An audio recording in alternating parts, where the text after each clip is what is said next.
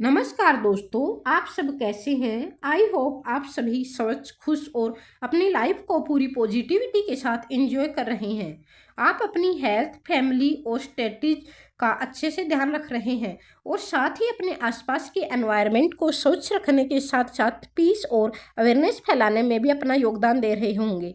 अगर आप भी यूपीएससी की तैयारी को आसान और स्मार्ट तरीके से करना चाहते हैं तो मेरी क्लासेस से जुड़े, जहां आपको मिलेंगे easy explanation, important tips, exam oriented notes और हर क्लास की टेस्ट सीरीज आपको मिलेगी और उसके साथ ही पीडीएफ भी मिलेगी। इसके लिए आप मेरे टेलीग्राम चैनल को ज्वाइन कर सकते हैं। तो आज हमने जो न्यूज डिस्कशन की थी उन सभी के क्वेश्चन इस वीडियो में हम डिस्कस करेंगे। तो यूपीएससी प्रीलिम्स और मेंस दोनों एग्जाम के लिए यहाँ पे क्वेश्चन का डिस्कशन करेंगे। सबसे पहला क्वेश्चन है दोस्तों, निम्नलिखित में से कौन सा संशोधन स्थानीय निकायों में महिलाओं को आरक्षण देता है। तो नंबर ए 42वां संविधान संशोधन, नंबर बी 44वां संविधान संशोधन, नंबर सी 73वां और 74वां संविधान संशोधन, नंबर डी 86वां संविधान संशोधन। तो इसका सही आंसर है दोस्तों आंसर सी यानी ऑप्शन सी 73वां और 74वां संविधान संशोधन। ये दोनों संशोधन जो पारित हुए थे ये 1992 में पारित हुए थे। इसके अलावा जब ये लागू हुए थे तो लागू होने की इसके पहले की जो डेट है 73वां संविधान संशोधन, इसकी 24 अप्रैल 1993 को ये लागू हुआ था। इसके अलावा जो 74वां जो संविधान संशोधन है ये 1 जून 1993 को लागू हुआ था। यह संशोधन शहरी क्षेत्रों के लिए है और पहले वाला जो संशोधन है 73वां संविधान संशोधन, वो संशोधन ग्रामीण क्षेत्रों के लिए है। तो इसमें आप 73वां जो संविधान संशोधन है वो गांव के लिए है, 24 अप्रैल 1993, और 74वां 1 जून 1993 को लागू हुआ था। 1900 ये शहरों के लिए है। इसका अगला क्वेश्चन है दोस्तों, महिला आरक्षण बिल के तहत लोकसभा में कितने प्रतिशत आरक्षण दिया गया है। तो option A 25%, option B 33%, option C 50%, option D 15%। तो इसका सही आंसर है वो बी है यानी 33%। 33% महिला आरक्षण बिल के तहत लोकसभा में दिया जाएगा और यह अभी लागू नहीं हुआ है। यह परिसीमन होने के बाद, जनगणना होने के बाद इसको लागू किया जाएगा। यह आरक्षण 80 सीटों पर भी लागू होगा। इसके अलावा सीटों का रोटेशन किया जाएगा। लागू होने के लिए जनगणना और परिसीमन के बाद ही यह प्रभावी होगा, क्योंकि सबसे पहले जनगणना होगी, संख्या का पता लगेगा, उसके आधार पर सीटों का बंटवारा फिर से होगा। ये 543 सीटें अभी फिलहाल हैं, उससे 543 से लेके ये सीटें 800 या 850 सीटें हो सकती हैं। तो अभी पूरा कंफर्म नहीं कितनी सीटें होंगी, लेकिन एक्सपर्ट अनुमान लगा रहे हैं कि 850 से लेके 850 सीटें हो सकती हैं। अगला जो क्वेश्चन है दोस्तों, महिला आरक्षण अधिनियम 2023 के लिए कौन सी शर्तें आवश्यक हैं। महिला आरक्षण अधिनियम 2023 लागू होने के लिए कौन सी शर्त आवश्यक है। तो नंबर 1 जनगणना, नंबर 2 परिसीमन डिलिमिटेशन, नंबर 3 राष्ट्रपति की मंजूरी, नंबर 4 सही विकल्प आप इसमें से चुनकर बताएं। तो केवल 1, बी ऑप्शन केवल 2, सी ऑप्शन केवल 1 और 2, डी ऑप्शन है केवल 1 और 2, 1, 2 और 3। तो इसका सही आंसर है दोस्तों सी यानी 1 और 2। जनगणना और परिसीमन, यह अधिनियम लोकसभा और राज्य विधानसभा में 33% आरक्षण देगा महिलाओं को। इसके अलावा इसे 2023 में संसद में पारित किया गया, लेकिन यह तुरंत लागू नहीं होता। इसके लिए कुछ शर्तें रखी गई थी। सबसे पहली शर्त है कि नई जनगणना का पूरा होना। तो उस टाइम जनगणना नहीं हो पाई थी, जिसकी वजह से ये लागू नहीं हुआ था। दूसरी शर्त है दोस्तों, जनगणना के आधार पर परिसीमन यानी डिलिमिटेशन का होना। परिसीमन का मतलब है नए सिरे से निर्वाचन क्षेत्रों की सीमाएं तय करना। जब तक परिसीमन नहीं होगा तो आरक्षण भी लागू नहीं होगा। इसके अलावा यह आरक्षण 80 और 80 सीटों पर भी लागू होगा 33%। आरक्षित सीटों का रोटेशन हर चुनाव में किया जाएगा, इसलिए अभी जनगणना स्टार्ट हो गई है और 2030 तक ये लागू हो सकता है। इस बात पर निर्भर है कि जनगणना और परिसीमन कब पूरे होते हैं। उसके पूरे होते ही यह अधिनियम और यह आरक्षण महिलाओं को मिल जाएगा, जिससे महिलाओं का सशक्तिकरण बढ़ेगा और राजनीति में भी उनका प्रतिनिधित्व बढ़ेगा। अगला क्वेश्चन है दोस्तों, निम्नलिखित में से कौन सा आर्टिकल महिला आरक्षण से संबंधित है? तो option A article 21, option B article 330A, option C article 19, option D article 368। तो इसका सही आंसर है ऑप्शन बी, यानी आर्टिकल 330 है 0A, यह महिला आरक्षण से संबंधित है। अनुच्छेद 330A भारतीय संविधान में महिला आरक्षण से संबंधित नया प्रावधान करता है। इसे 2023 में 106वां संविधान संशोधन के द्वारा जोड़ा गया था। इसका उद्देश्य लोकसभा में महिलाओं को 33% आरक्षण देना है। ये आरक्षण सामान्य सीटों के साथ 80 और 80 सीटों पर भी लागू होगा। अनुच्छेद 330A के अंदर पहले से मौजूद अनुच्छेद 330 80 और 80 को आरक्षण को विस्तारित करता है। इसमें स्पष्ट किया गया है कि कुल सीटों का 1/3 हिस्सा महिलाओं के लिए आरक्षित होगा। आरक्षित सीटों का रोटेशन समय समय पर किया जाएगा। यह प्रावधान सीधे लागू नहीं होता, बल्कि जनगणना और परिसीमन के बाद ही प्रभावी होगा। इसका उद्देश्य राजनीति में महिलाओं की भागीदारी बढ़ाना है। यह भारत में समानता और सशक्तिकरण के दिशा में एक महत्वपूर्ण कदम माना जाता है। तो दोस्तों इसका सही आंसर है 330A है। अगर अभी तक आपने चैनल को सब्सक्राइब नहीं किया है तो प्लीज चैनल को सब्सक्राइब करें जल्दी से। अगला क्वेश्चन है, निम्नलिखित में से कौन सा कथन सही है? पंचायतों में महिलाओं के लिए 50% आरक्षण अनिवार्य है। तो यह आंसर गलत है। संसद में महिलाओं को अभी आरक्षण मिल चुका है। तो इसका कौन सा आंसर सही होगा? ऑप्शन ए केवल 1, ऑप्शन बी केवल 2, ऑप्शन सी दोनों, ऑप्शन डी इनमें से कोई नहीं। तो इसका सही आंसर है डी, यानी इनमें से कोई भी नहीं। भारतीय संविधान के अनुच्छेद 243 के अकॉर्डिंग 243D के तहत पंचायतों में महिलाओं के लिए कम से कम 33%, 1/3 आरक्षण अनिवार्य है। यानी हर राज्य को 33% आरक्षण देना ही होगा। यह अनिवार्य है, यह संविधान बाध्यता है। लेकिन 50% आरक्षण अनिवार्य नहीं है, आप इसको बढ़ा सकते हैं। ये राज्य की सिचुएशन पे डिपेंड करता है। कई राज्यों ने अपने स्तर पर इसे बढ़ाकर 50% कर दिया है, जैसे बिहार है, मध्य प्रदेश है, MP है और राजस्थान है। इन स्टेट्स ने इसको बढ़ाकर 33% से 50% कर दिया है। इसलिए इसका निष्कर्ष है कि 33% अनिवार्य है और 50% कई राज्यों में लागू है, लेकिन पूरे भारत में यह जरूरी नहीं है।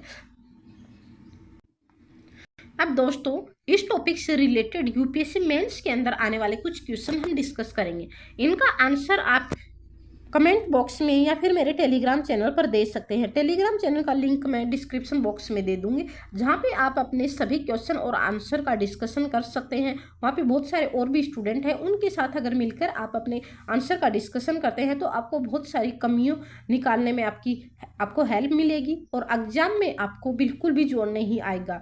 इसके अलावा अगर आप सच में UPSC में सिलेक्शन लेना चाहते हैं तो हर रोज 1 या 2 क्वेश्चन आंसर की आप प्रैक्टिस करें, जिससे आपका राइटिंग स्किल भी इम्प्रूव होगा और एग्जाम में भी आपको प्रॉब्लम नहीं होगी। तो महिला आरक्षण बिल भारतीय लोकतंत्र को अधिक समावेशी बनाता है।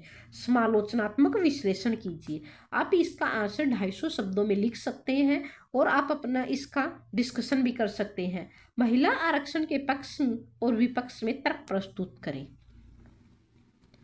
नंबर 3 जो क्वेश्चन है, भारत में महिलाओं के राजनीतिक प्रतिनिधित्व की स्थिति का विश्लेषण करें और उसमें सुधार के उपाय बताएं। यानी कैसा प्रतिनिधित्व है और प्रतिनिधित्व की स्थिति कितनी है, कितनी महिलाओं का उसमें योगदान है और उसमें क्या सुधार सरकार को किए जाने चाहिए। नंबर 4 जो क्वेश्चन है, स्थानीय निकायों में महिलाओं के आरक्षण के प्रभाव का मूल्यांकन करें। यानी महिलाओं को आरक्षण मिलने के बाद क्या प्रभाव होगा, आप उसका मूल्यांकन यहाँ पे कर सकते हैं।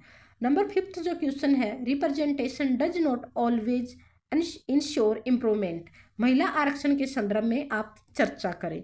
तो आप इनका आंसर दे सकते हैं अच्छे से और मेरे टेलीग्राम चैनल पर पोस्ट कर सकते हैं। अगला जो क्वेश्चन है वो दोस्तों, क्या महिला आरक्षण सामाजिक न्याय को बढ़ावा देगा या केवल राजनीतिक प्रतीकवाद है?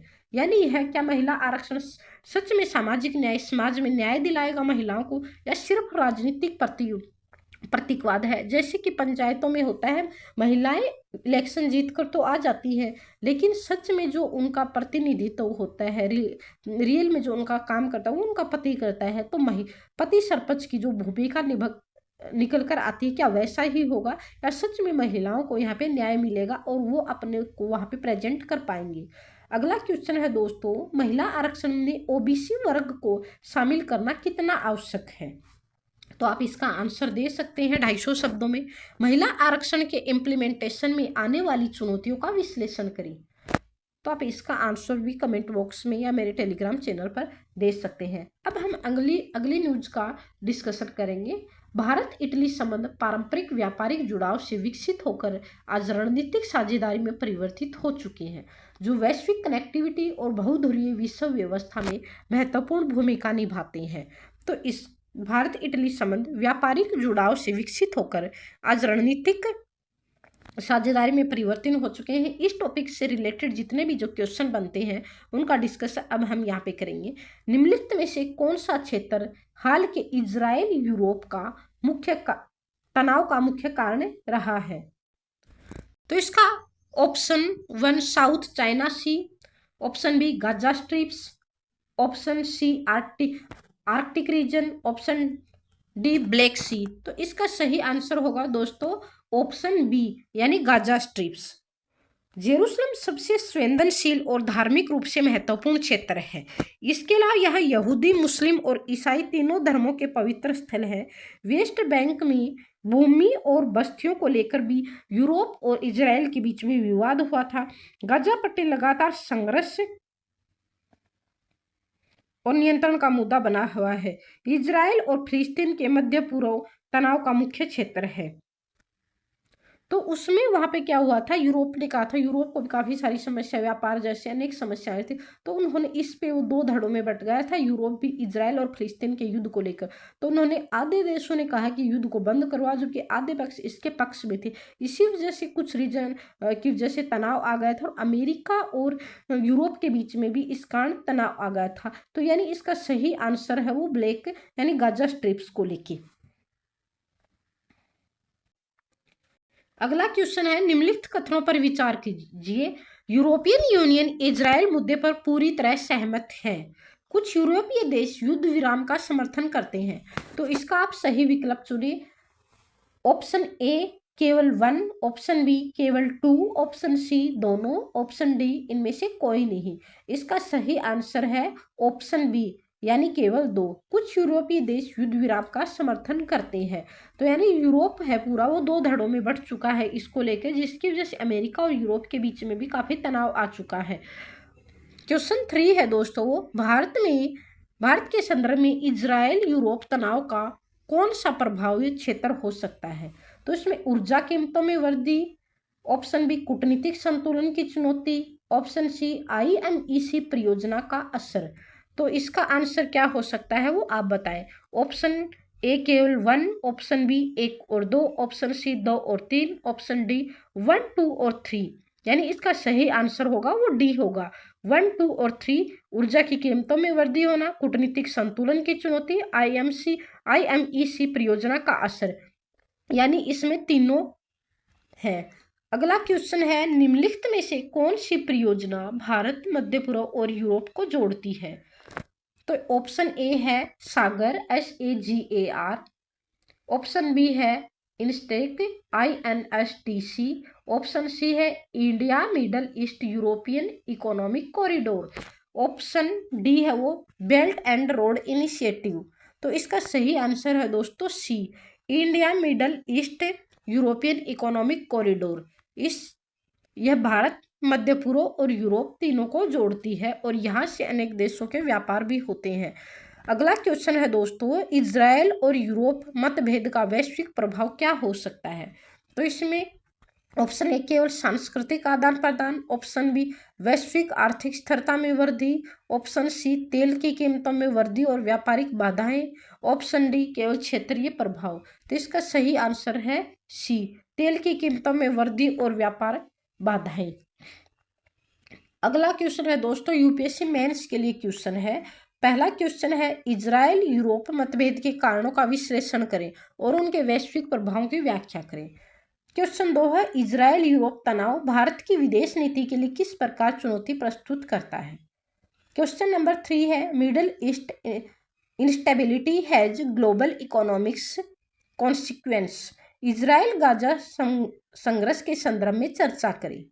अगला क्वेश्चन है दोस्तों, IMEC कॉरिडोर पर इजराइल यूरोप मतभेद का संभावित प्रभाव बताएं। अगला क्वेश्चन है दोस्तों, यूरोपीय संघ की आंतरिक असहमति उसकी वैश्विक भूमिका को कैसे प्रभावित करती है। क्वेश्चन नंबर 6, क्या इजराइल यूरोप मतभेद वैश्विक शक्ति संतुलन को बदल सकते हैं या फिर इजराइल हमास मतभेद वैश्विक शक्ति संतुलन को बदल सकते हैं। नंबर 7 क्वेश्चन है, भारत स्ट्रेटेजिक ऑटोनॉमी बनाए रखते हुए इस संकट को कैसे हैंडल कर सकता है। क्वेश्चन नंबर 8 है, क्या यह तनाव वैश्विक आपूर्ति श्रृंखला को प्रभावित करेगा। आप इसका विश्लेषण कर सकते हैं। कानून के शासन की मजबूती के लिए आवश्यक है कि प्रशासनिक कार्रवाई चाहे वह कितनी भी आवश्यक क्यों न हो, संविधान और उचित प्रक्रिया के दायरे में की जाए। तो इससे संबंधित हम क्वेश्चन अब डिस्कस करेंगे। पहला क्वेश्चन है, निम्नलिखित में से कौन सा अनुच्छेद संपत्ति के अधिकार से संबंधित है। तो article 19, article 21, article 300A of the constitution of India, article 32। इसका सही आंसर है इसका सही आंसर है ऑप्शन सी। अगला क्वेश्चन है, निम्नलिखित कथनों पर विचार करें। बिना कानूनी प्रक्रिया के संपत्ति को नष्ट नहीं किया जा सकता। कानून के अनुसार डिमोलिशन के लिए नोटिस देना आवश्यक है। ऑप्शन ए केवल 1, ऑप्शन बी केवल 2, ऑप्शन सी दोनों, ऑप्शन डी कोई नहीं। तो इसका सही आंसर है बी, केवल 2। कानून के अनुसार डिमोलिशन के लिए नोटिस देना आवश्यक है। तो इसका सही आंसर है बी। क्वेश्चन नंबर 3 है, और रूल ऑफ लॉ का क्या अर्थ है। रूल ऑफ लॉ का अर्थ है, नंबर ए ऑप्शन, सरकार जो चाहे कर सकती है। ऑप्शन बी, कानून सभी पर समान रूप से लागू होता है। ऑप्शन सी, केवल न्यायपालिका ही कानून बनाती है। ऑप्शन डी, केवल संसद सर्वोच्च है। तो इसका सही आंसर है ऑप्शन बी, यानी रूल ऑफ लॉ एक रूल ऑफ लॉ है। इसका सही अर्थ है कि कानून ही सबसे ऊपर है। व्यक्ति कोई भी हो, चाहे कितना बड़ा हो, कानून से ऊपर नहीं हो सकता है। सरकार भी कानून के अनुसार ही काम करती है। सभी नागरिकों के लिए कानून इक्वल होता है। मनमानी के लिए कोई भी जगह नहीं होती। हर व्यक्ति को न्याय पाने का अधिकार होता है। यह सिद्धांत विशेष रूप से AVDC ने दिया था। ये आप याद रख सकते हैं, AVD ने दिया था। यह लोकतंत्र और न्याय प्रणाली की आधारशिला है। रूल ऑफ लॉ का कानून सभी के ऊपर लागू होता है, चाहे कितना भी बड़ा हो, छोटा हो। तो दोस्तों इसका सही आंसर होगा ऑप्शन बी। अगला क्वेश्चन है, निम्नलिखित में से कौन सा अनुच्छेद समानता के अधिकार से संबंधित है। तो option A article 14, option B article 19, option C article 25, option D article 51। तो इसका सही आंसर है आंसर ए, यानी आर्टिकल जो 14 है वो समानता के अधिकार से संबंधित है। भारतीय संविधान में अनुच्छेद 14 से लेकर अनुच्छेद 18 तक समानता के अधिकार से संबंधित है। अनुच्छेद जो 14 कहता है वो जाति, धर्म, लिंग आदि से संबंधित भेदभाव का निषेध करता है। अनुच्छेद 16 जो कहता है सरकारी नौकरियों में समानता के अधिकार के समान अवसर देता है। अनुच्छेद जो 17 है वो अस्पृश्यता का अंत करता है। अनुच्छेद जो 18 है वो उपाधियों का उन्मूलन करता है। तो समानता का जो अधिकार है अनुच्छेद 14 से लेके 18 तक। इसका सही आंसर होगा बी, यानी आर्टिकल 14। बाकी अनुच्छेद नहीं होंगे। अगला क्वेश्चन है दोस्तों, ड्यू प्रोसेस ऑफ लॉ का क्या अर्थ है? यानी ऑप्शन ए बिना सुनवाई के दंड देना, ऑप्शन बी है कानून के अनुसार उचित प्रक्रिया का पालन करना, ऑप्शन सी केवल पुलिस कार्रवाई करना, ऑप्शन डी केवल कोर्ट का निर्णय। तो इसका सही आंसर है ऑप्शन बी, यानी कानून के अनुसार उचित प्रक्रिया का पालन करना। यह एक ड्यू प्रोसेस ऑफ लॉ है, मतलब किसी भी व्यक्ति के जीवन और स्वतंत्रता से वंचित करने से पहले एक न्यायपूर्ण प्रक्रिया अपनाई जाती है। सिर्फ कानून होना ही पर्याप्त नहीं है, वह न्याय संगत, उचित और सही भी होना चाहिए। इसमें प्रक्रिया प्लस कानून दोनों की न्यायिक जांच होती है। व्यक्ति को सुनवाई का आधार भी मिलता है। इसके अलावा यह सिद्धांत मुख्य रूप से संयुक्त राज्य अमेरिका के संविधान से आया है। भारत में सीधे ड्यू प्रोसेस शब्द नहीं है, लेकिन इसका प्रभाव दिखाई देता है। अनुच्छेद 21 है वो जीवन और व्यक्तिगत स्वतंत्रता में सुप्रीम कोर्ट ने इसे शामिल किया है। तो इसका सही आंसर दोस्तों बी है, कानून के अनुसार उचित प्रक्रिया अपनाना। अगला जो क्वेश्चन है दोस्तों, बुलडोजर जस्टिस भारतीय संविधान के मूल सिद्धांतों के विरोध है, इस पर आप चर्चा करें। अवैध निर्माण हटाने की कार्रवाई में ड्यू प्रोसेस ऑफ लॉ का महत्व स्पष्ट करें। रूल ऑफ लॉ और आर्बिट्री स्टेट एक्शन के बीच आप अंतर स्पष्ट करें। क्या बुलडोजर कार्रवाई प्रशासनिक सुधार है या राजनीतिक उपकरण है? आप इसका विश्लेषण करें। संपत्ति के अधिकार आर्टिकल 3001 के संदर्भ में डिमोलिशन की वैधता पर चर्चा करें। अगला क्वेश्चन है, क्या इंस्टेंट जस्टिस लोकतंत्र के लिए खतरा है? बुलडोजर कार्रवाई के संदर्भ में विश्लेषण करें। बुलडोजर कार्रवाई में न्यायपालिका की भूमिका क्या होनी चाहिए? नंबर 8 क्वेश्चन, क्या कठोर प्रशासनिक कदम लॉ एंड ऑर्डर बनाए रखने के लिए आवश्यक है? तो आप इसे GS 4th के लिए, एथिक्स के लिए केस स्टडी के रूप में भी आप इसको देख सकते हैं। आप एक DM हैं और आपके जिले में अवैध निर्माण है और सरकार तुरंत डिमोलिशन करना चाहती है, लेकिन नोटिस प्रक्रिया पूरी नहीं हुई है, तो आप इसके लिए क्या करेंगे? तो इसका सही आंसर आप कमेंट बॉक्स में दे सकते हैं या फिर मेरे टेलीग्राम चैनल पर दे सकते हैं। डिलिमिटेशन भारतीय लोकतंत्र में समान प्रतिनिधित्व सुनिश्चित करता है, लेकिन इसके प्रभाव से क्षेत्रीय असंतुलन और संघीय चुनौतियां उत्पन्न हो सकती हैं, जिन्हें संतुलित नीति द्वारा संबोधित करना आवश्यक है। तो आप इससे आज हम इससे संबंधित कुछ क्वेश्चन और ट्रिक्स, इस टॉपिक से रिलेटेड पहला जो क्वेश्चन है वो डिलिमिटेशन का मुख्य उद्देश्य क्या है? तो नंबर ए ऑप्शन है वो नया राज्य बनाना, नंबर बी चुनाव क्षेत्र की सीमाएं तय करना, नंबर सी कर संग्रह बढ़ाना, नंबर डी संसद भंग करना। तो इसका सही आंसर अभी हम देखेंगे कि डिलिमिटेशन का अर्थ होता है निर्वाचन क्षेत्र की सीमा तय करना। इसका मुख्य उद्देश्य होता है जनगणना के आधार पर ही सीटों का बंटवारा होता है। हर क्षेत्र को समान प्रतिनिधित्व मिल सके ताकि जनसंख्या बढ़ने या घटने के अनुसार सीटों का पुनर्निर्धारण करना होता है। एक व्यक्ति एक वोट एक मूल्य के सिद्धांत को यहाँ पे लागू किया जाता है। निर्वाचन क्षेत्र के आकार में संतुलन बनाए रखना, 80 और 80 आरक्षित सीटों का निर्धारण करना, चुनाव प्रक्रिया को निष्पक्ष और पारदर्शी बनाए रखना, ये सब उद्देश्य इसके उद्देश्य क्षेत्रीय असमानताओं को कम करना और लोकतंत्र को मजबूत करना। यानी इसका जो सही आंसर होगा वो आंसर बी होगा, चुनाव क्षेत्र की सीमाएं तय करना। निम्नलिखित में से कौन सा अनुच्छेद डिलिमिटेशन से संबंधित है? तो article 19, article 82 of the constitution of India, article 21, article 32। तो इसका सही आंसर होगा दोस्तों बी, यानी आर्टिकल 82। भारतीय संविधान के अनुच्छेद 82 डिलिमिटेशन से संबंधित है। अनुच्छेद 82 के अनुसार हर जनगणना के बाद संसद परिसीमन अधिनियम बनाती है। इसके आधार पर डिलिमिटेशन कमीशन का गठन किया जाता है। यह आयोग लोकसभा और विधानसभाओं की सीमाएं निर्धारित करता है। इसके अलावा अनुच्छेद 170 है, ये राज्य विधानसभाओं के परिसीमन से संबंधित है। यानी मुख्य जो अनुच्छेद 82 है वो है लोकसभा से संबंधित और 170 है वो है विधानसभा से संबंधित। ये दोनों अनुच्छेद बहुत ही इंपॉर्टेंट है एग्जाम के लिए, तो आप इनको अपने माइंड में। अगला जो क्वेश्चन है दोस्तों, भारत में डिलिमिटेशन कितनी बार किया गया है? तो नंबर ए ऑप्शन केवल 2 बार, नंबर बी 3 बार, नंबर सी 4 बार, नंबर डी 5 बार। इसका सही आंसर है यानी सी 4 बार अब तक डिलिमिटेशन किया गया है। भारतीय संविधान के तहत अब तक 4 बार ये काम हुआ है। पहला जो हुआ था वो हुआ था 1952 में, पहले आम चुनाव से पहले हुआ था। फिर उसके बाद दूसरा होता है वो 1963 के अंदर होता है, 1961 की जनगणना से पहले किया गया था। तीसरा जो डिलिमिटेशन है वो 1973 के अंदर होता है, ये 1971 की जनगणना के बाद किया गया था। फोर्थ जो हुआ था वो 2002 के अंदर हुआ था, यानी 2001 की जनगणना के बाद ये हुआ था।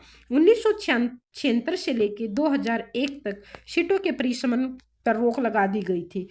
बाद में 84वें संविधान संशोधन के तहत यह रोक 2026 तक बढ़ाई गई थी। हालांकि 2002 में परिसीमन हुआ, लेकिन सीटों की संख्या नहीं बढ़ाई गई, सिर्फ सीमाएं बदली गई थी। अगला परिसीमन 2026 के बाद होने की संभावना है, नई जनगणना के आधार पर। यानी अब तक इसका जो निष्कर्ष है वो 4 बार अब तक परिसीमन हो चुका है।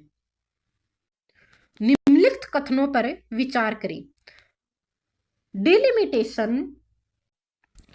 डिलिमिटेशन आयोग की सिफारिशों को क्या कोर्ट में चुनौती दी जा सकती है, या डिलिमिटेशन जनगणना के आधार पर होता है? इसका सही विकल्प चुने आप। ऑप्शन ए केवल 1, ऑप्शन बी केवल 2, ऑप्शन सी दोनों, डी कोई नहीं। तो इसका सही आंसर होगा ऑप्शन बी। डिलिमिटेशन आयोग जो होता है वह एक स्वतंत्र आयोग होता है। इसकी सिफारिशें अंतिम और बाध्यकारी होती हैं। आयोग के आदेशों को सामान्यतः कोर्ट में चुनौती नहीं दी जा सकती। इसका उद्देश्य राजनीतिक हस्तक्षेप से मुक्त निष्पक्ष परिसीमन करना होता है। भारतीय संविधान के प्रावधान इसे मजबूत बनाते हैं। डिलिमिटेशन पूरी तरह जनगणना के आंकड़ों पर आधारित होता है। जनसंख्या के अनुसार सीटों का पुनर्विन्यास किया जाता है। इससे हर क्षेत्र को समान प्रतिनिधित्व मिलता है। इसके अलावा 80 और 80 सीटों का निर्धारण भी जनसंख्या के आधार पर ही किया जाता है। तो इसका सही आंसर होगा वो आंसर बी, यानी केवल 2। डिलिमिटेशन जनगणना के आधार पर होता है, और ऑप्शन जो 1 है वो गलत है। डिलिमिटेशन आयोग की सिफारिशों को आप कोर्ट में चुनौती नहीं दे सकते हैं। अगला क्वेश्चन है, डिलिमिटेशन को 1976 में किस संशोधन द्वारा रोका गया था? तो number 1 44 amendment, option B 86 amendment, option C 42 amendment, option D 52 amendment. तो इसका सही आंसर होगा दोस्तों ऑप्शन सी, यानी 42 अमेंडमेंट हुआ था, उसके तहत इसको रोका गया था। भारतीय संविधान में 42 अमेंडमेंट 1976 द्वारा इसके ऊपर रोक लगाई गई थी।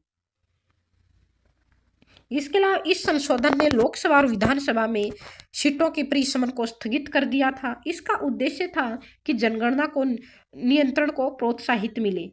जिन राज्यों ने जनसंख्या नियंत्रण किया उन्हें न नुकसान हो, और यह भी एक कारण था। इस रोक से पहले 2001 तक के लिए यह लागू किया गया था। बाद में 84 अमेंडमेंट किया गया था 2001 द्वारा, इसे 2026 तक बढ़ा दिया गया था। इस दौरान सीटों की संख्या फिक्स रही, सिर्फ सीमाओं में ही बदलाव किया गया था। इससे राज्यों के बीच प्रतिनिधित्व संतुलन बनाए रखने की भी कोशिश की गई थी। तो इसके जो सही आंसर है वो ऑप्शन सी है, यानी 42 अमेंडमेंट 1976 द्वारा यह संशोधन रोका गया था। निम्नलिखित में से कौन सा डिलिमिटेशन एक्ट नहीं है? 1952, 1962, 1972, 1992। तो इसका सही आंसर होगा डी। भारतीय संविधान के तहत परिसीमन के लिए संसद डिलिमिटेशन एक्ट बनाती है। इस एक्ट के आधार पर डिलिमिटेशन का गठन होता है। प्रमुख जो एक्ट है वो 1952,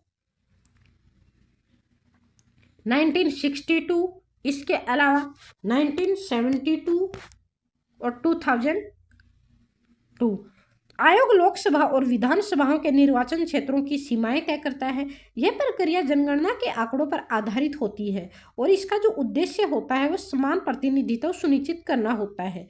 80-80 के लिए आरक्षित सीटों का निर्धारण भी इसी के तहत होता है। आयोग के निर्णय अंतिम और बाध्यकारी होते हैं। इन्हें सामान्यतः कोर्ट में चुनौती नहीं दी जा सकती है, यानी इसका सही आंसर है ऑप्शन डी। 1992 में डिलिमिटेशन एक्ट नहीं है। अगले क्वेश्चन अब मेंस जीएस से संबंधित है। पहला क्वेश्चन है, भारत में डिलिमिटेशन की प्रक्रिया और इसके महत्व का वर्णन करें। क्वेश्चन नंबर 2, डिलिमिटेशन 2026 के बाद भारत की संघीय संरचना को कैसे प्रभावित कर सकता है? तो इन सभी के आंसर आप मेरे टेलीग्राम चैनल पर दे सकते हैं। क्वेश्चन नंबर 3 है वो, delimitation ensure inequality but may create regional imbalance, इस कथन का आप विश्लेषण करें। नंबर 4 क्वेश्चन है, डिलिमिटेशन आयोग की भूमिका और उसकी सीमाओं की चर्चा करें।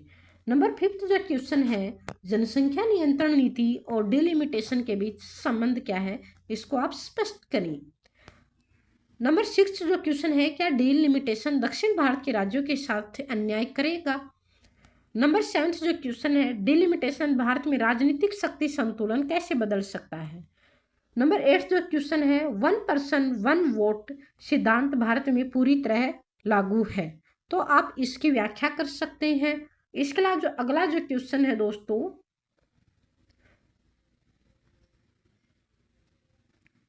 केंद्र शासित प्रदेश कानून विधेयक 2026 भारत में प्रतिनिधित्व को अधिक समावेशी बनाने का प्रयास करता है, लेकिन इसके प्रभावी क्रियान्वयन के लिए संघीय संतुलन और राजनीतिक सहमति आवश्यक है। केंद्र शासित प्रदेश कानून विधेयक 2026 का मुख्य उद्देश्य क्या है?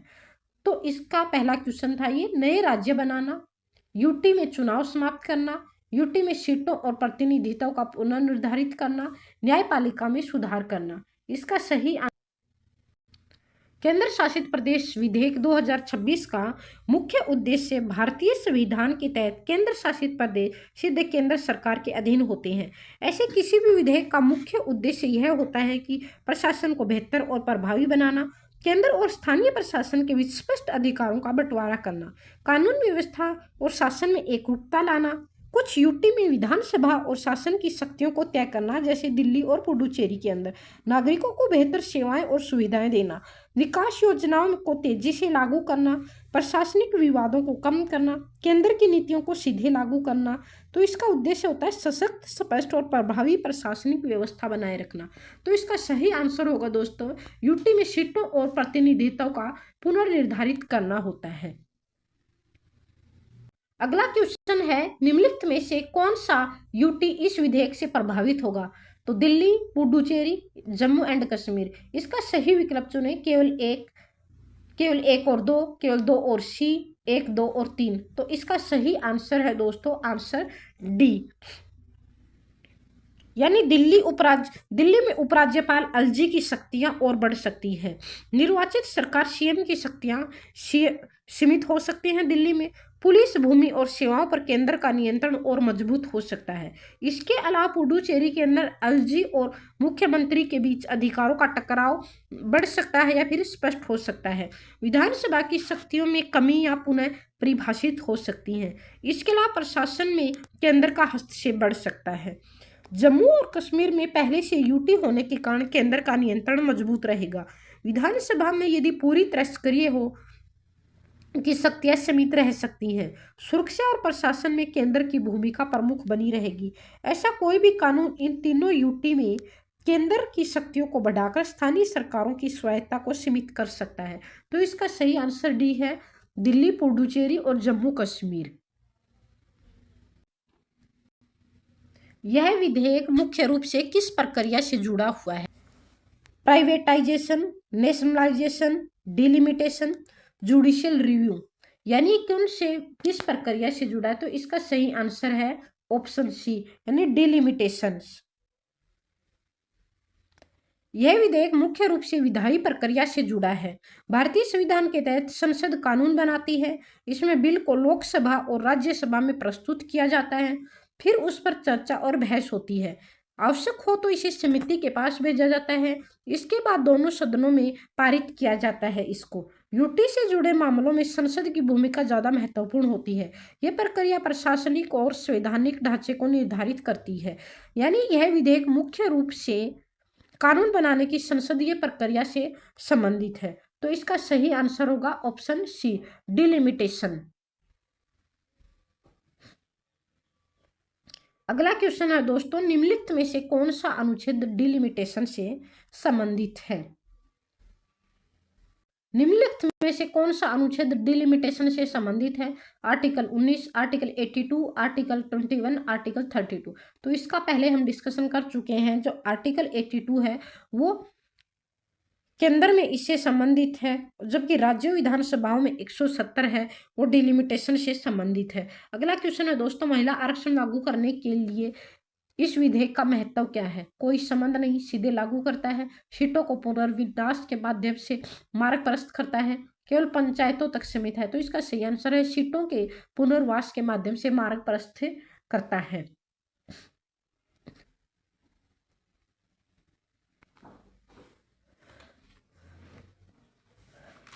अगला क्वेश्चन है दोस्तों, GS 2 के अंदर 2 के लिए ये पॉइंट काफ़ी महत्वपूर्ण है, इंपॉर्टेंट है ये टॉपिक।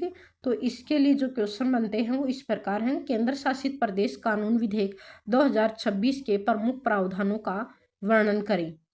नंबर 2 क्वेश्चन है, यह विधेयक भारत में लोकतांत्रिक प्रतिनिधित्व को कैसे प्रभावित करेगा? क्वेश्चन नंबर 3 है, डिलिमिटेशन और महिला आरक्षण के बीच संबंध स्पष्ट करें। क्वेश्चन नंबर 4 है वो, क्या यह विधेयक संघीय ढांचे को प्रभावित करता है? चर्चा करें। क्वेश्चन नंबर 5 है वो, यूटी में शासन व्यवस्था सुधारने में इस विधेयक की भूमिका का विश्लेषण करें। क्वेश्चन नंबर 6 है, क्या UT laws amendment bill 2016 centralisation of power को बढ़ावा देता है? क्वेश्चन नंबर 7 है, डिलिमिटेशन की प्रक्रिया भारत में राजनीतिक शक्ति संतुलन को कैसे बदल सकती है? क्वेश्चन नंबर 8 है, क्या पॉपुलेशन बेस्ड रिप्रेजेंटेशन भारत में समानता लाता है या असंतुलन पैदा करता है? अगला जो टॉपिक है दोस्तों, कि राज्य का दर्जा देने की मांग भारत के संघीय ढांचे की लचीलापन को दर्शाती है, लेकिन इसे संतुलित तरीके से लागू करना आवश्यक है ताकि राष्ट्रीय एकता और क्षेत्रीय विकास दोनों को सुनिश्चित किया जा सके। तो कुछ राज्य स्पेशल स्टेट्स की मांग करते हैं, तो उससे संबंधित ये अनुच्छेद यानी टॉपिक है। अब इससे संबंधित हम यहाँ पे क्वेश्चन डिस्कस करेंगे और इस टॉपिक पर डिस्कशन हम न्यूज़ वाली वीडियो में कर चुके हैं। तो सबसे पहला जो क्वेश्चन है कि नए राज्य के गठन से संबंधित प्रावधान किस अनुच्छेद के अंदर?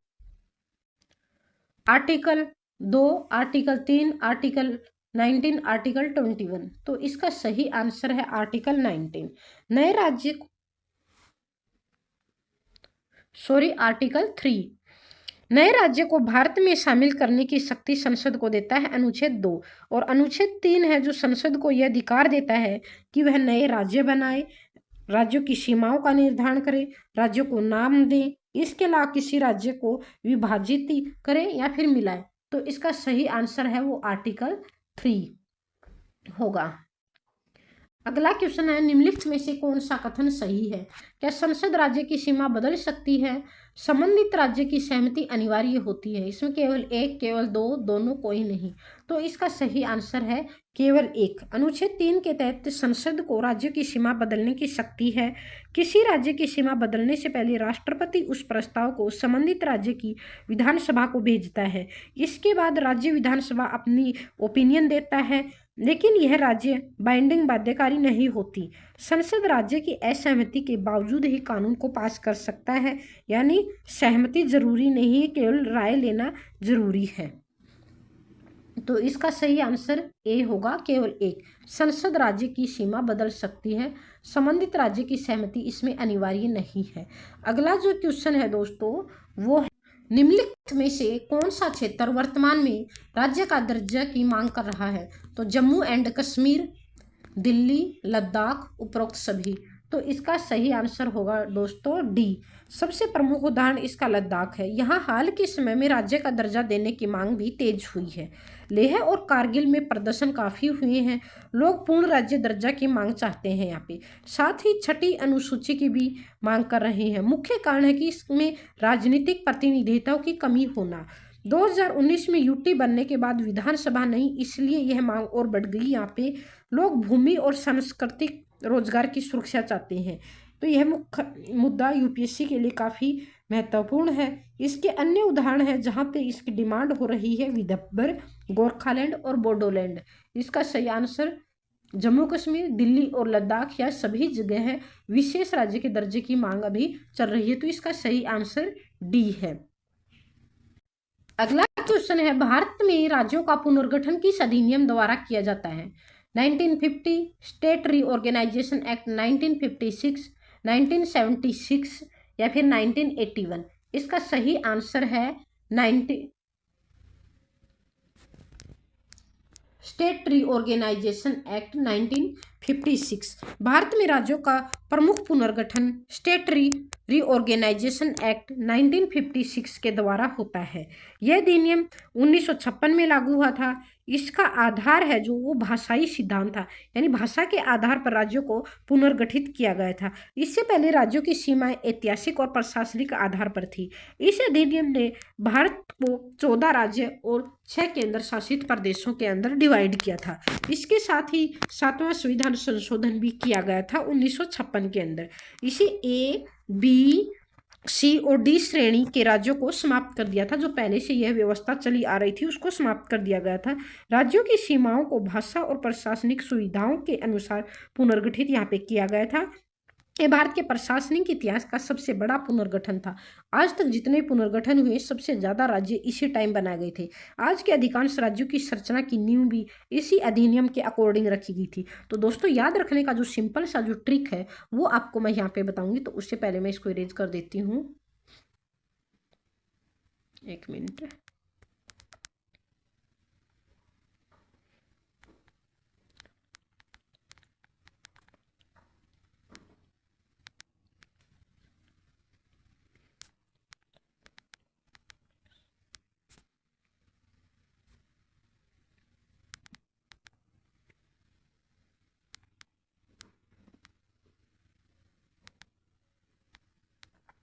यानी इसको जो याद रखने का ट्रिक है वो अल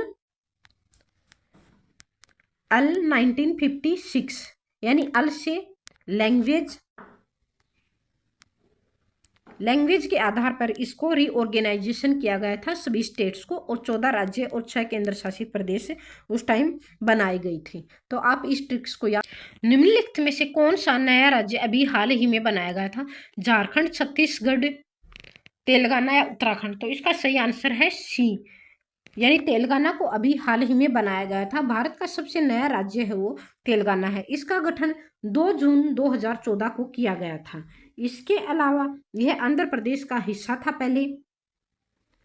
तेलंगाना को अलग राज्य बनाने की मांग लंबे समय से चल रही थी। मुख्य कारण था इसका क्षेत्रीय असंतुलन और विकास में अंतर। इसकी राजधानी हैदराबाद बनाई गई थी कुछ समय के लिए, यानी साझा राजधानी थी ये हैदराबाद और तेलंगाना की। यह भारत का 29वां राज्य बना था उस टाइम। गठन के लिए संसद ने आंध्र प्रदेश पुनर्गठन अधिनियम 2014 पारित किया गया था। उसी के अकॉर्डिंग ये राज्य बनाया गया था। इसे दक्षिण भारत के राजनीतिक नक्शे में बड़ा बदलाव आया था। यह वर्तमान में भारत का सबसे नया राज्य माना जाता है। 2 जून 14 यानी तेलंगाना 2 जून 2014 को तेलंगाना बना था। लास्ट स्टेट है तेलंगाना। टीएस से मतलब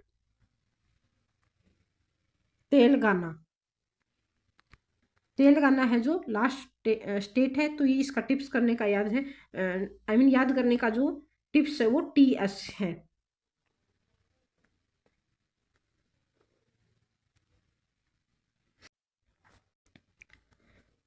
अब जीएस के लिए जो क्वेश्चन है वो इस प्रकार है। भारत में राज्य का दर्जा देने की प्रक्रिया और इसे संवैधानिक प्रावधानों का वर्णन करें।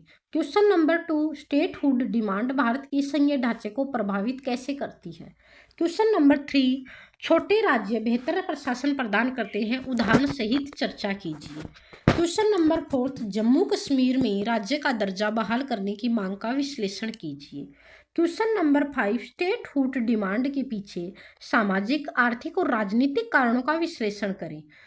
क्वेश्चन नंबर 6 है, क्या राज्य का विभाजन विकास को बढ़ावा देता है या क्षेत्रीयवाद को बढ़ावा देता है? तो आप इसका विश्लेषण कर सकते हैं। अगला क्वेश्चन है, क्या भारत में और राज्यों का गठन आवश्यक है? अगला क्वेश्चन है, स्टेटहुड डिमांड और राष्ट्रीय एकता के बीच संतुलन कैसे बनाया जा सकता है?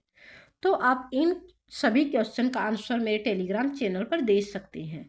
अब हम अगला टॉपिक के क्वेश्चन अगले टॉपिक के क्वेश्चन डिस्कस करेंगे जो इस प्रकार है। जिम कॉर्बेट नेशनल पार्क से संबंधित क्वेश्चन, हर रोज हम एक नेशनल पार्क यहाँ पे डिस्कशन करेंगे।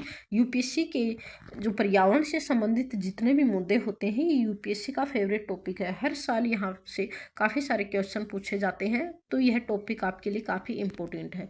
इस टॉपिक से रिलेटेड जितने भी आप क्वेश्चन डिस्कस करोगे, मेंस के हो या चाहे जीएस के हो, आपको काफ़ी बेनिफिट होगा। जिम कॉर्बेट नेशनल पार्क किस राज्य में स्थित है? उत्तर प्रदेश में, उत्तराखंड, हिमाचल प्रदेश, मध्य प्रदेश। अगर आपने कल वीडियो को ध्यान से सुना है तो इसके इन सब के आंसर आप दीजिए। तो इसका सही आंसर है उत्तराखंड के अंदर। Jim Corbett national park Bharat के उत्तराखंड राज्य में स्थित है। यह भारत का सबसे पुराना राष्ट्रीय उद्यान है। इसकी स्थापना 1936 में हुई थी। पहले इसका नाम हेली नेशनल पार्क था। बाद में इसका प्रसिद्ध नाम शिकारी प्रवृत्तिवादी जिम कॉर्बेट के नाम पर रखा गया था। यह प्रोजेक्ट टाइगर 1973 का पहला राष्ट्रीय उद्यान है। आप कमेंट बॉक्स में मुझे कमेंट करके बताएं कि पहला जैव विविधता संरक्षण अधिनियम कब आया था। यह बंगाल टाइगर की काफ़ी बड़ी संख्या पाई जाती है। यह पार्क नैनीताल और पौड़ी गढ़वाल जिलों में फैला हुआ है। यहाँ जंगल, घास भूमि और नदियाँ प्रमुख हैं। यह वन्य जीव संरक्षण और पर्यटन के लिए बहुत प्रसिद्ध है। एक क्वेश्चन और बताएं आप मुझे कमेंट बॉक्स में कि इस जो नेशनल पार्क से कौन सी नदी होकर गुजरती है। कल हमने इस टॉपिक पर जब डिस्कस किया था तब यह पॉइंट भी आया था कि वहाँ पे कौन सी नदी है, कौन सी नदी इस रिवर से होकर इस क्षेत्र से होकर निकलती है। तो आप इसको कमेंट बॉक्स में बताएं। जिम कॉर्बेट नेशनल पार्क किस नदी से संबंधित है? गंगा, यमुना, रामगंगा, नर्मदा। तो इसका सही आंसर है सी, रामगंगा रिवर। यानी जिम कॉर्बेट नेशनल पार्क के बीच से रामगंगा नदी बहती है। यह नदी पार्क के पारिस्थितिकी तंत्र का मुख्य जीवन रेखा है। इसी के कारण यहाँ घने जंगल, घास भूमि और विविध वन्यजीव पाए जाते हैं। कई जानवर जैसे हाथी, बाघ, हिरण इस नदी पर निर्भर करते हैं। तो इसका सही आंसर है Ramganga river. Jim Corbett national park किस परियोजना से जुड़ा हुआ है? Project elephant, project snow leopard, project tiger, project dolphin. तो इसका सही आंसर है project tiger. Jim Corbett national park को 1973 में शुरू किया गया था। 1973 में शुरू हुए प्रोजेक्ट टाइगर के तहत शामिल किया गया था। ये प्रोजेक्ट टाइगर का पहला टाइगर रिजर्व बना था। इसका उद्देश्य बाघों का संरक्षण और उनकी संख्या को पहचान करना था। यह परियोजना भारत सरकार द्वारा वन्य जीव संरक्षण के लिए चलाई गई थी। तो इसका फाइनल जो आंसर है वो प्रोजेक्ट टाइगर है।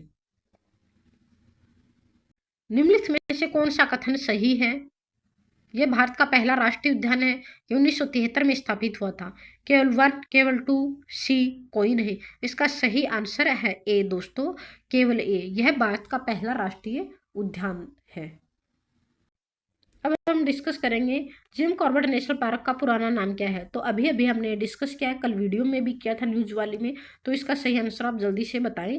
हेली नेशनल पार्क इसका सही नाम है, यानी पुराना नाम है। अगले जो यूपीएससी जीएस के लिए यह टॉपिक काफ़ी इम्पोर्टेंट है। तो जीएस से संबंधित जितने भी मेन क्वेश्चन हैं मेंस एग्जाम के लिए वो हम इस यहाँ पे डिस्कस करेंगे और इनका आंसर आप मेरे टेलीग्राम चैनल पर दे सकते हैं। पहला क्वेश्चन है, जिम कॉर्बेट राष्ट्रीय उद्यान भारत में वन्य जीव संरक्षण का एक महत्वपूर्ण उदाहरण है। इसके महत्व और चुनौतियों का विश्लेषण कीजिए। नंबर 2, प्रोजेक्ट टाइगर के संदर्भ में जिम कॉर्बेट राष्ट्रीय उद्यान की भूमिका पर चर्चा कीजिए। तो आप इस पर चर्चा कर सकते हैं। क्वेश्चन नंबर 3 है, मानव वन्य जीव संघर्ष के कारण और समाधान पर चर्चा करें जिम कॉर्बेट के संदर्भ में। नंबर 4, भारत में इको टूरिज्म और संरक्षण के बीच संतुलन कैसे स्थापित रखा जा सकता है। नंबर 6, क्या पर्यटन जिम कॉर्बेट राष्ट्रीय उद्यान के संरक्षण में मदद करता है या नुकसान पहुंचाता है। नंबर 7, जिम कॉर्बेट जैसे राष्ट्रीय उद्यान जलवायु परिवर्तन को कैसे प्रभावित करते हैं। नंबर जो 8 है, क्या प्रोजेक्ट टाइगर भारत में सफल रहा है। जिम कॉर्बेट के उदाहरणों सहित आप इसको समझा सकते हैं। तो ये कहाँ पर है ये समझ अब जान सकते हैं। कुछ टिप्स मैंने यहाँ पे इसके दिए हैं। अगला क्वेश्चन, अब हम एक योजना से संबंधित यहाँ पे क्वेश्चन डिस्कस करेंगे। तो प्रधानमंत्री आवास योजना को आज हमने लिया है। हर रोज हम एक योजना का डिस्कशन करेंगे और उससे रिलेटेड जितने भी क्वेश्चन आंसर यूपीएससी में बन सकते हैं उनका भी हम यहाँ पे डिस्कशन करेंगे। तो आज हम PMAY यानी प्रधानमंत्री आवास योजना अर्बन, शहरी क्षेत्र, ग्रामीण भी है और ये शहरी, तो शहरी क्षेत्र का हम आज इस पे डिस्कस करेंगे। ये इन सिटू स्लम डेवलपमेंट को प्रभावित करता है, यानी ISSR, इन सिटू स्लम डेवलपमेंट, रीडेवलपमेंट को, यानी वह इन क्षेत्रों का दोबारा से विकास करना। झुग्गी सुधार, काफ़ी सारी झुग्गी झोपड़ियाँ हैं, वहाँ पे काफ़ी लोग, वहाँ पे गंदगी होती है, ना नालियाँ अच्छी होती है, ना पानी की व्यवस्था होती है, ना स्वास्थ्य संबंधित सुविधाएं होती है, मच्छर मक्खियों का प्रकोप होता है, मलेरिया है, हैजा है, डेंगू है, काफ़ी बड़ी मात्रा में रोग यहाँ पे पनपते हैं। क्रेडिट लिंक सब्सिडी स्कीम यानी CLSS, होम लोन पर सब्सिडी दी जाती है। इसके अलावा affordable housing in partnership, AHP सरकार और प्राइवेट दोनों मिलकर करते हैं। बेनिफिशियरी लेड कंस्ट्रक्शन होता है BLC, यानी खुद घर बनाना। इसके अलावा CLSS बहुत महत्वपूर्ण है, इंटरेस्ट सब्सिडी। EWSLIG 6.5% है, इसमें MIG 3 और 4% है। लोन अमाउंट पर सब्सिडी दी जाती है। ऑब्जेक्टिव है इसके housing for all, slum free cities, affordable housing, यानी सबके लिए हाउस उपलब्ध हो सके, सभी के लिए घर हो और सभी शहर हैं वो झुग्गी झोपड़ियों से फ्री हो। विमेन एम्पावरमेंट, महिला सशक्तिकरण, घर का जो ओनरशिप है वो महिला के नाम पर हो या फिर जॉइंट हो सकता है। इसके अलावा जो संबंधित, इससे संबंधित जो कानून है वो ये डायरेक्ट लॉ नहीं है, लेकिन लॉ से जुड़ा हुआ है। ये right of amendment, adequate housing से जुड़ा आर्टिकल जो 21 है, जो इंटरप्रिएशन से जुड़ा हुआ है, यानी आर्टिकल जो मौलिक फंडामेंटल राइट हैं उनसे संबंधित है। ये अर्बन डेवलपमेंट पॉलिसीज, फायदे इसके जो एडवांटेज हैं वो गरीबी कम करना है, हाउसिंग सिक्योरिटी को बढ़ाना है, महिला सशक्तिकरण, प्रॉपर्टी ओनरशिप को बढ़ाना है, रोजगार को बढ़ावा देना है, कंस्ट्रक्शन सेक्टर ग्रोथ करना है, स्लम रिडक्शन करना है, अर्बन रीडेवलपमेंट करना है। इसके जो नुकसान और चुनौतियां हैं वो इम्प्लीमेंटेशन में डिले हो सकता है, बेनिफिशियरी सिलेक्शन इश्यू हो सकते हैं, यानी जो गरीबी रेखा से नीचे जो लोग आते हैं उनके सिलेक्शन में प्रॉब्लम हो सकती है, अर्बन लैंड शॉर्टेज हो सकती है, क्वालिटी इश्यू है। इसके जो इम्पैक्ट है, इससे लाखों घर बने हैं, काफ़ी सारे लोगों को घर मिले हैं, रूरल हाउसिंग इम्प्रूव हुई है, अर्बन इंफ्रास्ट्रक्चर बेहतर हुआ है। तो यूपीएससी से में इससे संबंधित आने वाले जो क्वेश्चन है वो इस प्रकार है। प्रधानमंत्री आवास योजना का मुख्य उद्देश्य क्या है? तो इसमें आंसर बी, यानी सभी को पक्का घर देना। PMAY योजना कब शुरू हुई थी? 2015 में इसको शुरू किया गया था। PMAY अर्बन में निम्नलिखित में से कौन सा घटक शामिल है? तो इसका आंसर डी है, 1, 2 और 3। Credit linked subsidy scheme, CLSS, in situ slum development, beneficiary led construction. इसके अलावा PMAY के तहत महिलाओं को क्या विशेष लाभ दिया गया है? तो मुफ्त जमीन, घर उनके नाम पर या संयुक्त नाम पर, नौकरी, शिक्षा। तो इसमें घर उनके नाम पर या संयुक्त नाम पर। PMAY ग्रामीण के तहत सहायता राशि किस पर आधारित होती है? तो ये क्षेत्र मैदानी पहाड़ों पर आधारित होती है। यूपीएससी मेंस के अंदर GS2 से रिलेटेड टॉपिक है और इस टॉपिक से रिलेटेड जितने भी क्वेश्चंस आते हैं उनका हम अब यहाँ पे डिस्कशन करेंगे। आप इनका आंसर मेरे टेलीग्राम चैनल पर दे दें। प्रधानमंत्री आवास योजना भारत में सामाजिक न्याय को बढ़ावा देती है। PMAY अर्बन विभिन्न घटकों का विश्लेषण करें। नंबर 3, PMAY भारत में हाउसिंग फॉर ऑल लक्ष्य को प्राप्त करने में सफल रही है, कितनी सफल रही है, इस पर आप चर्चा करें। नंबर 4 जो क्वेश्चन है, PMAY महिला सशक्तिकरण की भूमिका का मूल्यांकन करें। नंबर 5 जो क्वेश्चन है, शहरी गरीबों के लिए अफोर्डेबल हाउसिंग की चुनौतियों का विश्लेषण करें PMAY के संदर्भ में। अगला जो क्वेश्चन है वो PMAY गरीबी उन्मूलन का प्रभावी साधन है। PMAY और सस्टेनेबल डेवलपमेंट गोल्स SDG के बीच संबंध स्पष्ट कीजिए। क्या PMAY में प्राइवेट सेक्टर की भागीदारी पर्याप्त है? केस स्टडी GS4 एथिक्स से रिलेटेड भी इसमें क्वेश्चन बनते हैं। क्या आप एक अधिकारी हैं, आपके जिले में PMAY के लाभार्थियों की सूची में गड़बड़ी है, अमीर लोग शामिल हैं, गरीब छूट गए हैं, आप क्या कदम उठाएंगे? तो इसका आंसर भी आप सोच समझ के मेरे टेलीग्राम चैनल पर दे सकते हैं। अब अगले जो टॉपिक के जो क्वेश्चन है दोस्तों, वो है मिग 29 का अभी हाल ही में देश ने इसके वर्जन को अपडेट किया है और ये मिग 29 लेके आए। तो ये कौन से देश से हमने खरीदा था? तो इससे हम रशिया से, यानी पूर्व में जो सोवियत मिग 29 का मूल देश सोवियत संघ है। इसे सोवियत एरोस्पेस कंपनी मिकोयान ने विकसित किया था। इसका विकास 1970 के दशक में शुरू हुआ था। यानी मिकोयान ये उस टाइम जो सोवियत संघ था उसकी कंपनी थी। पहली उड़ान इसने 1977 में भरी थी। इसका मुख्य उद्देश्य अमेरिका के F-15 लड़ाकू विमान और F-16 जैसे लड़ाकू विमानों का मुकाबला करना था। यह एक twin engine multi role fighter jet है। इसकी खासियत है कि उच्च गति से और बेहतर गति प्रदान करना। यह एयर सुपीरियरिटी हवाई प्रभुत्व के लिए डिजाइन किया गया था। आज भी कई देशों की वायुसेना जैसे भारत इसका उपयोग करता है। भारत में इसे भारतीय वायुसेना ऑपरेट करती है। तो मिग 20 USSR से खरीदा गया था। इसका सही आंसर है ये सी है, यानी ये USSR से। मिग 29 UPG का संबंध किससे है? तो missile system, fighter aircraft upgrade, radar system, station, drone. तो इसका सही आंसर है answer B, fighter aircraft upgrade. MiG 29 UPG का संबंध मिग 29 अपग्रेडेड उन्नत वर्जन से है। यह मिग 29 का आधुनिक संस्करण है। UPG का मतलब है अपग्रेडेड वर्जन। इसका मुख्य रूप से रूस ने इसे अपग्रेड किया है। भारत ने अपने पुराने मिग 29 विमानों को UPG स्टैंडर्ड में अपग्रेड कराया है। इसमें बेहतर रडार, एवियोनिक्स और हथियार प्रणाली जोड़ी गई है। यह ज़्यादा मल्टी रोल क्षमता वाला बन गया है। तो इस मिग 29 UPG मिग 29 का उन्नत संस्करण है। इसका सही आंसर है ये फाइटर एयरक्राफ्ट अपग्रेड है।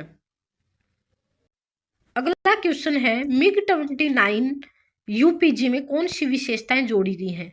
Mid air refuelling, improved radar, better avionics, केवल वन और टू और थ्री, 1, 2 और 3। तो इसका सही आंसर है डी, यानी 1, 2 और 3। ये मिग 29 का आधुनिक वर्जन है। इसमें जोखिमी रडार लगाया गया है जो दूर तक दुश्मन को ट्रैक कर सकता है। आधुनिक इलेक्ट्रॉनिक सिस्टम इसमें जोड़े हैं जिससे ऑपरेशन आसान हो सकता है। इसमें एयर टू एयर और एयर टू ग्राउंड दोनों तरह के हथियार इस्तेमाल करने की क्षमता बढ़ाई गई है। यह ग्लास कॉकपिट यानी डिजिटल स्क्रीन दिया गया है। इसमें हवा में रिफ्यूलिंग ईंधन भरने की सुविधा इसमें जोड़ी गई है जिससे रेंज बढ़ती है। इंजन और ढांचे में सुधार कर जीवन काल को बढ़ाया गया है। इलेक्ट्रॉनिक युद्ध सिस्टम को मजबूत किया गया है। ये पहले से ज़्यादा मल्टी रोल और आधुनिक लड़ाकू विमान बन गया है। मिग 29